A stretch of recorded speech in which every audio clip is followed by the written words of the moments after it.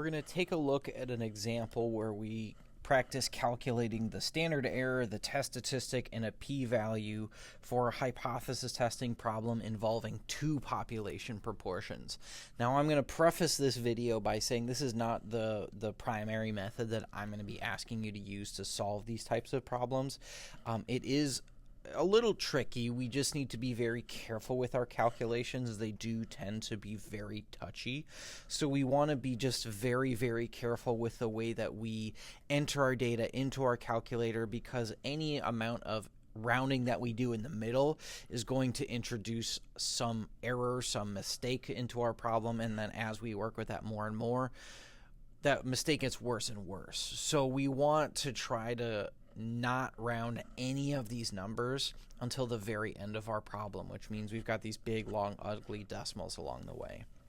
So we had said in the last one, the question that we're looking at here, it says, is there a difference between the proportion of all Duke students and the proportion of all U.S. adults that would be bothered a great deal by the melting of the northern ice cap?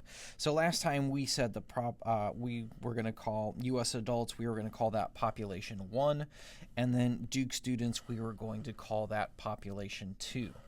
So if I'm going to start off, I need to find the standard error.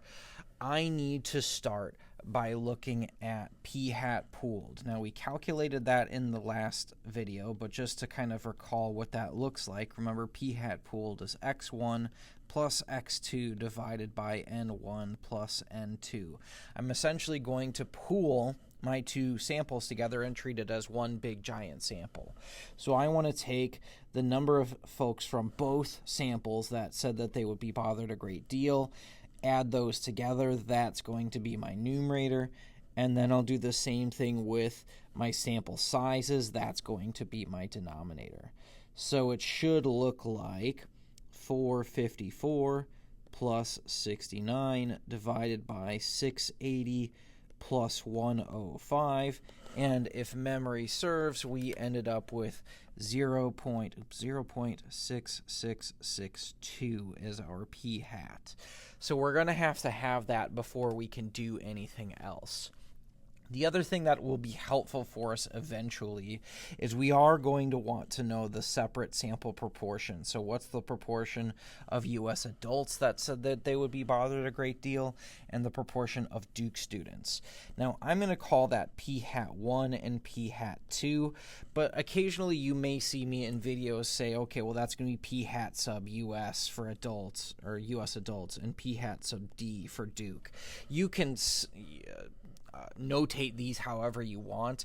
I will usually use this US and Duke or US and D just to kind of help me keep track of which one is which. It's totally up to you how you want to notate it, though, as long as you know which one is which and as long as it's clear to me as I'm, reading through your work and whatnot. So we're going to look at, we said, p-hat 1 and p-hat 2, just to be consistent with the formulas that we're going to see in just a second.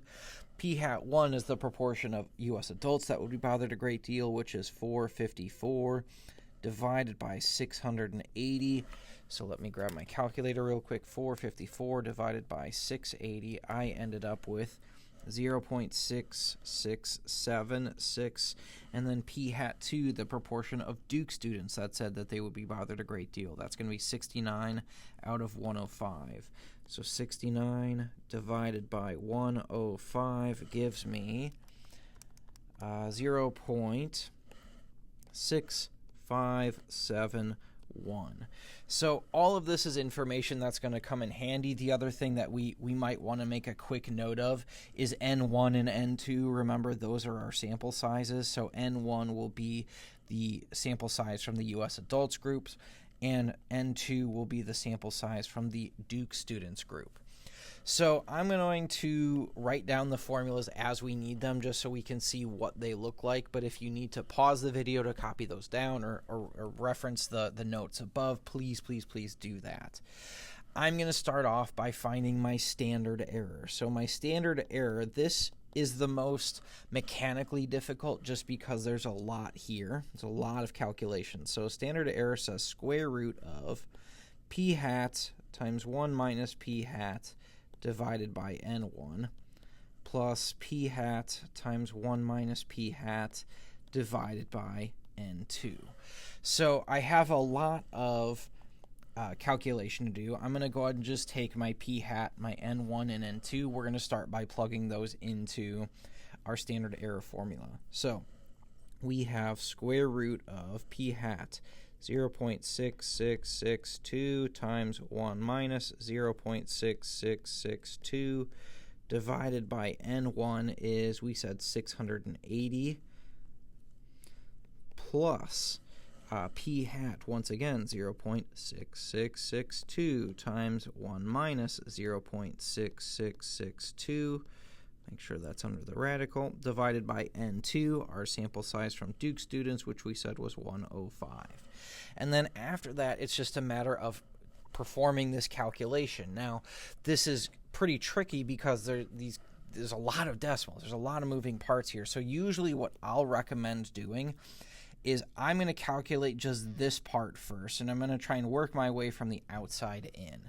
So I'm going to look at that part first, and then I'm going to go ahead and add this fraction next. And then once I've added those two things, the only thing left to do is to take the square root of the result. So I'm going to take 0.6662 times 1 minus 0.6662, and then divide that by 680. And if you look at your calculator right now, mine's telling me 3.27 e negative 4, right? That's 3.27 times 10 to the negative fourth. It's a very, very small decimal, so it's very difficult to write this out in the intermediate steps. I probably wouldn't even recommend doing that. But I'm going to go ahead and say I'm going to add on 0.6662 times 1 minus 0.6662 divided by this time 105. And I'll get a slightly bigger decimal. This time my calculator's not giving me scientific notation. It says 0.0024. So we could round it here if we wanted to, but again, that's going to introduce some amount of error. We want to be as exact as possible when we're working with these. So I'm going to take the square root of that big, long, ugly decimal, and if I've done my work correctly, I end up with 0.0494. I'm going to round to 4 decimal places just to be safe. So this is my standard error. I would encourage you to pause the video and try to perform this calculation on your own and just make sure that you get the same number. And if you have trouble with your calculator, you're not getting quite the same thing that I am, reach out to me and we'll talk and we'll figure out what's going on. But I ended up with a standard error of 0.0494. So there's the first part of my answer. The next part, if I'm going to do a hypothesis test, I need to know what my test statistic is. So for the test statistic, my test stat, so because we're working with proportions, my test statistic will still be a z-score. As we'll see in other types of hypothesis tests, it's not always going to be a z-score, but for right now it is. That's good. That's something we're used to working with here. My z-score, my test statistic, looks like p hat 1 minus p hat 2 divided by our standard error. So I need to go back and find what I said p hat 1 and p hat 2 were. So scrolling back up here, we said p hat 1 was 0.6676. So let's go ahead and write that down. 0.6676 minus p hat 2. Let's go take a look there. P hat 2 we said was 0.6571. So minus 0.6571 divided by our standard error. That's what we just found last time. 0.0494. So let's go ahead and calculate this out. So let's see, 0.6676 minus 0.6571 divided by our standard error, we have 0.0494. And here I end up with a positive 0.21. If it's a z-score, I only need 2 decimal places. So we'll go ahead and leave that as z equals 0.21. So this is my test statistic. And I want to point out right now that the reason why we don't want to round in the middle of these problems is if I had rounded, let's say, at this step right here, then that means that when I plug this in, when I take the square root, the actual standard error itself is going to be a little bit off due to the rounding that we did. And because these numbers are such small decimals, any amount of rounding is going to have a large impact on our answer. So that means when we take the square root, we're going to get something different. And then at the end, my test statistic also needs my standard error. So that means that that number is going to be a little bit different. So it says z is equal to 0.21 here. So we have our standard error. We have our test statistic. What was our last part right here? We were asked to find the p-value here. Now, in order to find the p-value, this is a step that we skipped over here. We need to talk about the null and alternative hypotheses. That's something that we talked about earlier on in the pages, but just to kind of reemphasize that the claim that we are testing here is there a difference in the proportion? It's not saying that one of these is greater than. It's not saying that one of these is less than. It's just saying, is there a difference? So technically, I really should have done this at the beginning of our problem.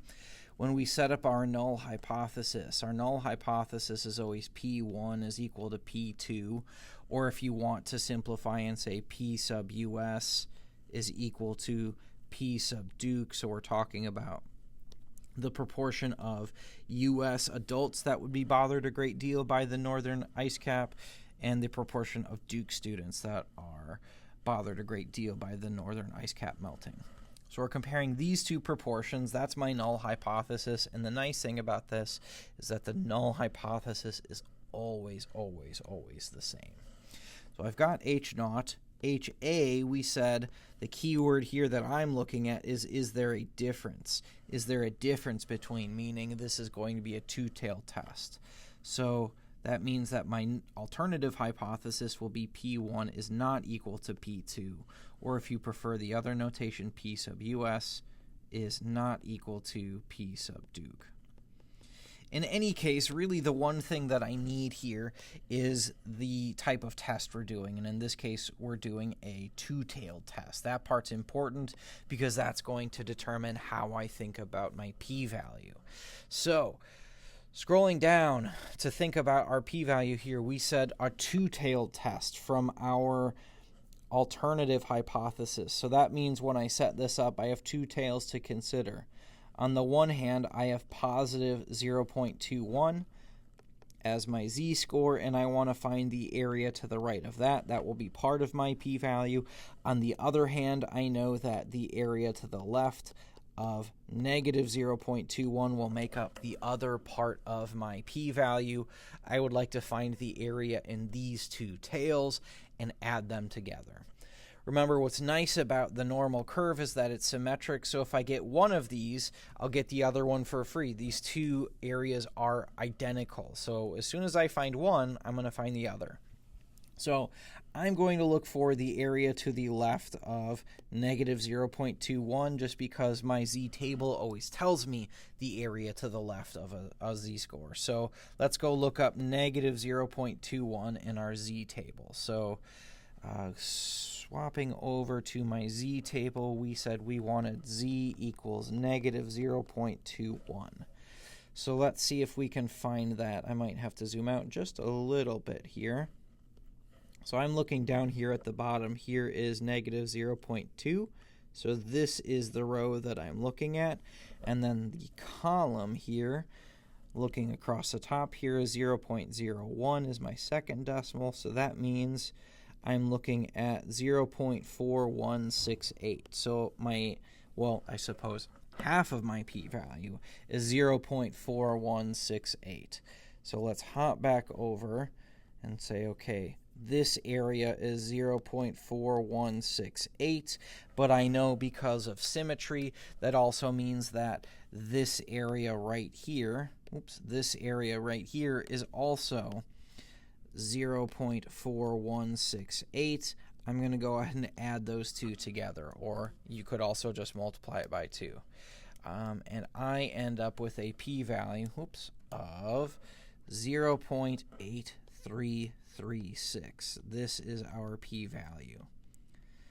So as you can see, this was a lot of work. It's a lot of calculation, and it's a lot of delicate calculation where we don't want to be rounding. We're having to work with these big, ugly decimals. And that's why primarily I'm going to encourage you to use a graphing calculator, answer these types of hypothesis testing questions, because that will do a lot of the heavy lifting for us for these big, long, ugly calculations. So in the next video, we're going to take a look at the same example, but how do we approach it using our graphing calculators to help us out.